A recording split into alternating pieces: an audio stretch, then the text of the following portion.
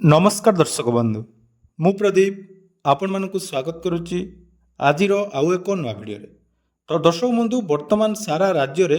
विधानसभा ठू आरंभ करी ग्रामांचल प्रति छकरे गोटे कथा जाकि आलोचना चलती चाषी मानकर जो मुख्य समस्या वर्तमान रही जे मंडी रे धान बिक्री कारण देखंतु गत वर्ष तुलन में चलित वर्ष मंडी रे धान बिक्री को नहीं चाषी एवं सरकार मध्य जाकि बारंबार बहुत सारा समस्या देखा मिलूँ केतेबेले सरकार चाषी को जाकि नटंकी बोली कहूथुवा समय चाषी माने राजरास्तार सरकार विरुद्ध में विक्षोभ करुचंती तेणु समस्तंकर मुख्य जोटा कि लक्ष्य रही जे सरकार आमठारू अधिक धान क्रय करंतु एवं जो मानकर वर्तमान सुधा धान बिक्री है नहीं सेमानकर जोटा कि धान सरकार क्रय करंतु। या सहित आपण माने जानिथिबे गत काली विरोधी दल अर्थात बीजेडी तरफ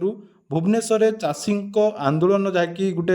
जोरसोर समागम होता एवं या सहित विधानसभा प्रत्येक दिन विरोधी एवं सरकार मध्य गोटे जाकि आलोचना चलती जे मंडी रे चाषींकर धान उठुना तेणु बारंबार से गोटे चर्चा एवं चाषींकर जो मुख्य समस्या जे मंडी रे कौन पाई धान उठुना सरकार आपण मानकर बारंबार जाकि टिप्पणी दौरान जे आम सठिक समय धान किणुचु एवं समस्त चाषी को इनपुट सब्सिडी दौचु जोटा कि 3100 टंका आम दबु बोली कहिथिलु किंतु जोटा 800 टंका आपण मानकर इनपुट सब्सिडी दबा कथा आम कहि नथिलु एभली बहुत किछि कथा जाकि आलोचना होउची तेणु सबुआड़े चाषीर समस्या को नहीं आपण माने जोंटी रास्ता घाट देखंतु न्यूज देखंतु जेकोसी जगार सब गोटे चर्चा जे सरकार चाषी कथा शुणुना यारी भितर जहाँकि राज्य सरकार तरफ आमर जो मंत्री रही कृष्णचंद्र पात्र आज चाषी मानक पई गोटे बहुत बड़ इम्पोर्टाट अपडेट देइचंती जे जो चाषी माने वर्तमान सुधा मंडी रे धान बिक्री करिना से माने 31 मार्च पर्यंत जाकि मंडी रे धान बिक्री करि परिबे। या सहित याकु नै बहुत सारा अपडेट मध्य आसीची जे वर्तमान सुधा केते चाषींकर धान बिक्री हेइची केते हिताधिकारींकर नाम वर्तमान जाकि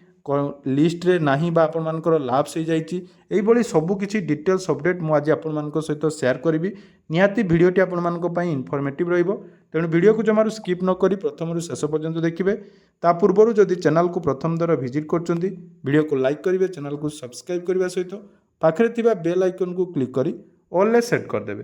तेणु चलित वर्ष जो मंडी रे धान बिक्रीर अव्यवस्था बा आपण माने देखुथिबे विभिन्न जिल्ला रे चाषी मानकर गण आंदोलन बा चाषी आंदोलन सरकार विरोध में होउची समस्ते कहउचंदी जे सरकार आमर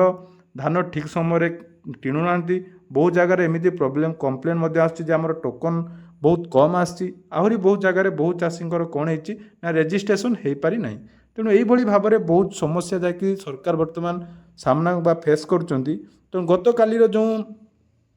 विरोधी दलों द्वारा जो बड़ धरणर चाषी आंदोलन होता यहाँ पर आमर जो रही जोगाण मंत्री श्री कृष्णचंद्र पात्र गोटे बहुत बड़ घोषणा आज कर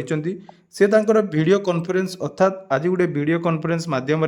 समस्त चाषी भाई भौणी मानक पई गोटे वार्ता देइचंती सर्वप्रथमे आपण माने से वार्ता शुणु या पर आमे जानिबा वर्तमान लो केते रिपोर्ट आछि एवं सरकार केते धान क्रय करछंती। नमस्कार बंधुगण समग्र राज्य में एवं धान संग्रह प्रक्रिया सुरुखुरे चली चाषी माने तांकर धान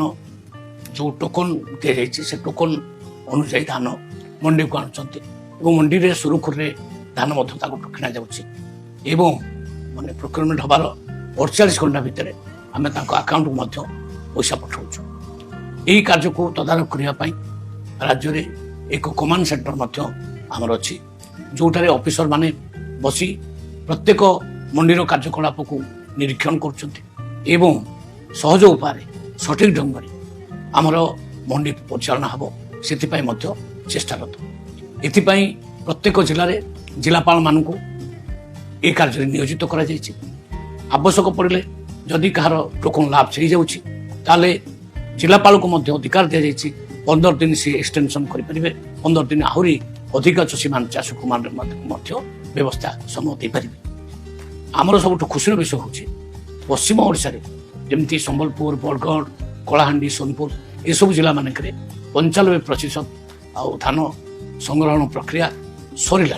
प्रायतः 17,000 कोटी टंकार अधिक पैसा चाषी मान अकाउंट को आम प्रेरण कर सारी जदि कौटी पैसा पाइबार असुविधा हो कंप्लेन आसिले त्वरित भाव में कार्य करा से पैसा केमती तुरंत ଚାଷୀଙ୍କ ଆକାଉଣ୍ଟକୁ ଯିବ ତାହାର ବ୍ୟବସ୍ଥା ମଧ୍ୟ କରାଯାଉଛି। ବନ୍ଧୁଗଣ, ଆମର ଲକ୍ଷ୍ୟ ଜଣେ ବି ଚାଷୀ ହଇରାଣ ହେବେ ନାହିଁ। ଆଜି ପର୍ଯ୍ୟନ୍ତ 63,65,000 ମେଟ୍ରିକ ଟନ୍ ଧାନ ଆମେ କ୍ରୟ କରିସାରିଲୁଣି।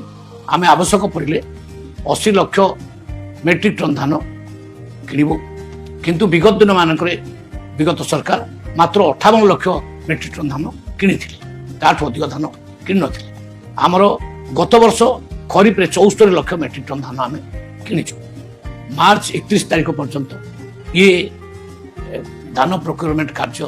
ଚାଲିବ। ଆମେ ତାରି ଭିତରେ ସମସ୍ତ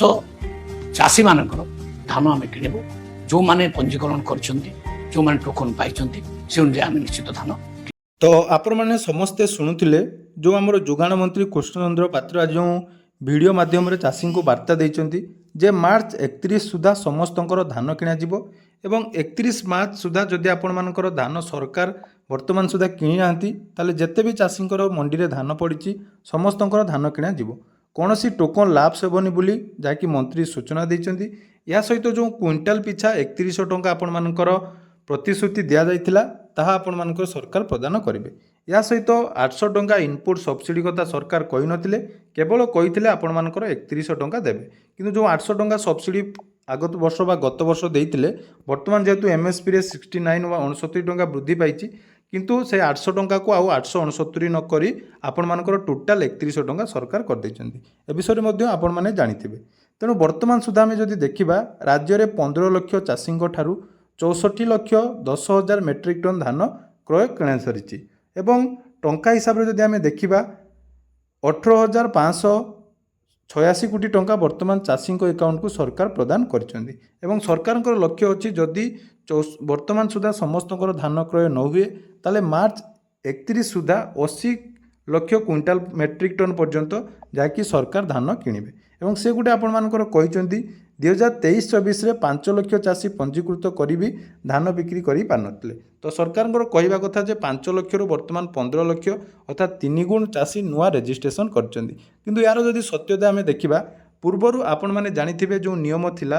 ଆପଣମାନେ ଗୋଟିଏ ଘରେ ଜଣେ ରେଜିଷ୍ଟ୍ରେସନ କଲେ ତା ଟୋକନରେ ଆପଣମାନଙ୍କର ସମସ୍ତଙ୍କର ହେଇପାରୁଥିଲା। କିନ୍ତୁ ବର୍ତ୍ତମାନ ସରକାର କ'ଣ କଲେ ନା ନିଜ ବାପାଙ୍କ ନାମରେ ଯେଉଁ ଜମି ଥିଲା ତ ସେହି ଜମିକୁ ଆପଣମାନେ ଯେତେ ଜଣ ଭାଇ ରହିଛନ୍ତି ବା ସମସ୍ତଙ୍କର ପାର୍ଟିସନ୍ କରାଯାଇ ଆପଣମାନଙ୍କର ଯେଉଁଟାକି ଅଲଗା ଅଲଗା ରେଜିଷ୍ଟ୍ରେସନ କରାଗଲା। ତ ସେ ତୁଳନାରେ ଯଦି ଆମେ ଦେଖିବା ଯଦି ଜଣଙ୍କ ଘରେ ଜଣେ ପୂର୍ବରୁ ଧାନ ବିକୁଥିଲା ତ ତା ପ୍ରତିବଦଳରେ ଏଠି 3 ଜଣରୁ 4 ଜଣ ଯାଇକି ନୂଆ ଚାଷୀ ପଞ୍ଜୀକୃତ କଲେ। କିନ୍ତୁ ଆମର ତ ଯେଉଁ ରେଜିଷ୍ଟ୍ରେସନ ବା ଆପଣମାନଙ୍କର ଯେଉଁଟାକି ଥିଲା ଜମିର ପରିମାଣ ତା ସମାନ ରହିଲା, କେବଳ ଚାଷୀଙ୍କ ସଂଖ୍ୟା ବଢ଼ିଲା। ତେଣୁ ଏବେ ଯେଉଁ ମୁଖ୍ୟ ସମସ୍ୟା ଯେଉଁଟାକି ରହିଛି ଯେ ବର୍ତ୍ତମାନ ସୁଦ୍ଧା ଯେଉଁମାନଙ୍କର ଟୋକନ ଲାପ୍ସ ହେଇଯାଇଛି, ଧାନ ବିକ୍ରି କରିପାରୁନାହାନ୍ତି, ତ ସେମାନେ 31 ମାର୍ଚ୍ଚ ପର୍ଯ୍ୟନ୍ତ ଯାହାକି ସମସ୍ତ କାମ କରିପାରିବେ। ଏନେଇ ଯାହାକି ପ୍ରତ୍ୟେକ ଜିଲ୍ଲାର ଜିଲ୍ଲାପାଳଙ୍କୁ ବର୍ତ୍ତମାନ ନିର୍ଦ୍ଦେଶ ଦିଆଯାଇଛି। କେବଳ ଅପେକ୍ଷା ରହିଲା ଯେ 31 ମାର୍ଚ୍ଚ ସୁଦ୍ଧା ସମସ୍ତଙ୍କର ଧାନ କ୍ରୟ ହେଇପାରୁଛି କି ନାହିଁ। ଏବଂ ଆଉ ଗୋଟିଏ ଇମ୍ପୋର୍ଟାଣ୍ଟ କଥା ମୁଁ ସମସ୍ତଙ୍କୁ କହିବି, ବହୁତ ସାରା କମେଣ୍ଟ ମଧ୍ୟ ଦେଖୁଛି ଯେ ଆମେ ମଣ୍ଡିରେ ଧାନ ବିକ୍ରି କଲା ପରେ ଟଙ୍କା ଆମର ଆକାଉଣ୍ଟକୁ ଆସିପାରୁନାହିଁ। ଯଦି ଆପଣମାନେ କୌଣସି ପେମେଣ୍ଟ ବ୍ୟାଙ୍କ ଯେମିତି ଏୟାରଟେଲ୍ ପେମେଣ୍ଟ ବ୍ୟାଙ୍କ ବା ଆପଣମାନଙ୍କର IPBB ଇଣ୍ଡିଆ ପୋଷ୍ଟ ପେମେଣ୍ଟ ବ୍ୟାଙ୍କରେ ଆକାଉଣ୍ଟ ୟୁଜ୍ କରୁଛନ୍ତି ଯେଉଁ ଚାଷୀ ଭାଇ ଭଉଣୀମାନେ, ସେମାନଙ୍କର ଲିମିଟ୍ ଆପଣମାନଙ୍କର 2 ଲକ୍ଷ ରହିଛି। ତେଣୁ 2 ଲକ୍ଷରୁ ଯଦି ଅଧିକ ଟଙ୍କା ଆପଣମାନଙ୍କର ଆସିବାର ଥିବ